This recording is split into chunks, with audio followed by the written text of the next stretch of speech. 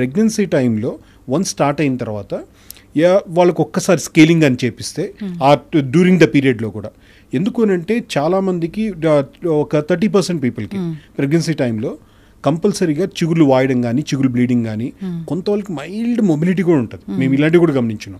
ఇవన్నీ ఏంటంటే hormones imbalance వల్ల వన్స్ వాళ్ళకి డెలివరీ అయిపోయిన తర్వాత నార్మల్ స్టేజ్కి వచ్చే లోపల ప్రాపర్గా అన్ని మళ్ళీ గట్టిపడిపోతే నార్మల్ అవుతుంది. కానీ ఆ టైంలో వాళ్ళు బ్రషింగ్ కాడి నుంచి ఫుడ్ కాడి నుంచి వాళ్ళు ఏదైతే మౌత్ వాషెస్ వాడడం కాడి నుంచి వాళ్ళు డెంటిస్ట్ని అడిగి కానీ యూజ్ చేస్తే ప్రాబ్లం ఉండదు మ్యామ్.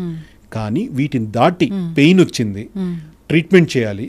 అప్పుడు అది పరిస్థితి ఎలా అంటే వాళ్ళేమో 9th మంత్ ఉంటారు, పేషెంట్ 9th మంత్ ఉంటారు, వాళ్ళకి ఇంకా డెలివరీ పెయిన్స్ అనే ఇంకా ఒక 1 వీక్ 10 డేస్ ఆ టైంలో వచ్చిన వాళ్ళకి వాళ్ళు ఈ పెయిన్ వల్ల ఈ మజిల్ కాంట్రాక్షన్స్ వల్ల సో కొన్నిసార్లు లేబర్ పెయిన్స్ ఎక్కడ స్టార్ట్ అవుతాయో అట్ సేమ్ టైం ఆ టైంలో డ్రగ్స్ వాళ్ళంతా సివియర్ పెయిన్తో ఉన్నప్పుడు వాళ్ళకి ఏదైనా పెయిన్ కిల్లర్స్ ఇస్తే కిడ్కి ఏమైనా ఇండైరెక్ట్లీ ఏమైనా ఇబ్బంది అవుతామని ఇదొకటి కన్ఫ్యూజన్లో ఉంటాం.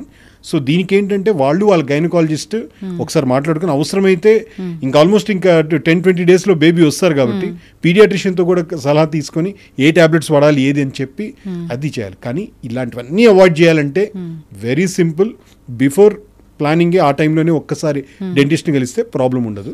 డ్యూరింగ్ ద ట్రీట్మెంట్స్లో కూడా డ్యూరింగ్ ద ప్రెగ్నెన్సీ టైంలో కూడా ఆ 9 months కూడా ఎప్పుడైనా ఒకసారి స్కేలింగ్ చేయించుకుంటే ప్రాబ్లం ఉండదు.